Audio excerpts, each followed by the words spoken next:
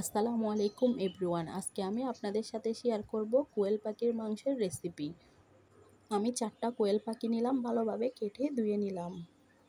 আমি half cup পেঁয়াজ বাটা নিলাম, হাফ কাপ টমেটো বাটা নিলাম। আমি 1 চামচ করে আদা বাটা, রসুন বাটা, সাদা সরিষা, বাদাম বাটা নিলাম। আমি গুঁড়া মশলার মধ্যে নিলাম হলুদ গুঁড়া, ধনিয়া গুঁড়া, জিরা গুঁড়া, মরি গুঁড়া, গরম মশলা গুঁড়া, লবণ। হাফ কাপ কাঁচামরিচ বাটা নিলাম। দেখতে পেলেন আমি চুলায় পাতিল বসাই দিলাম, হাফ কাপ সরিষার তেল দিলাম, সামান্য একটু ঘি দিলাম। আপনারা চাইলে সাদা তেলও ইউজ করতে পারেন। আমি তেলে গোটা মশলার মধ্যে দিলাম 2টা তেজপাতা, 2-4টা এলাচ, 2-4টা লং, সামান্য 1 চিমটি পাঁচফোড়ন দিলাম। আমি হ্যান্ড কামড়ায় বাটা মশলাগুলো দিলাম তেলের মধ্যে। ভালোভাবে কষিয়ে নিবেন আপনারা কিন্তু। আমি দেখতে পাচ্ছেন ভালোভাবে কষিয়ে নিচ্ছি। আপনার ভালোভাবে কষানো হয়ে গেলে গুঁড়া মশলাগুলো দিয়ে দিবেন। হ্যাঁ, আপনারা গুঁড়া মশলাগুলো দেওয়ার আগে কাঁচামরিচ বাটাটাও দিয়ে দিতে পারেন, বাট আমি স্কিপ করে গেলাম। কাঁচামরিচের একটা ঝাঁঝালো ঘ্রাণটা আগে দিলে চলে যায়, তাই আমি একটু পরে দিলাম। আপনারা চাইলে আগেও দিতে পারেন, পরেও দিতে পারেন। দেখতে পাচ্ছেন আমি কাঁচামরিচ বাটা দিয়ে দিলাম।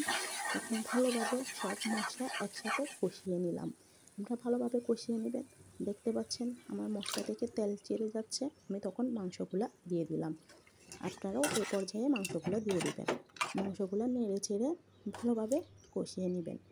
কষানোর পর আপনারা ঢাকা দিয়ে দিবেন। ঢাকা দিয়ে 5-6 মিনিট ভালোভাবে কষিয়ে নেবেন মাংসগুলা, কারণ কাঁচা গন্ধগুলো যাতে চলে যায়।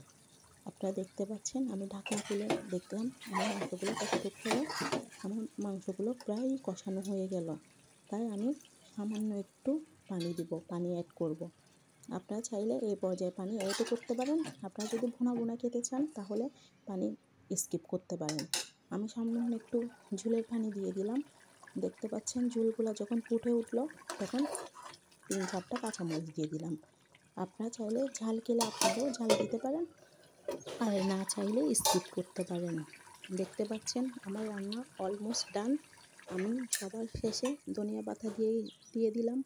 আমার রান্না যদি আপনাদের ভালো লাগে অবশ্যই লাইক, কমেন্ট, শেয়ার করতে ভুলবেন না। অবশ্যই কমেন্টে জানাবেন। আল্লাহ হাফেজ।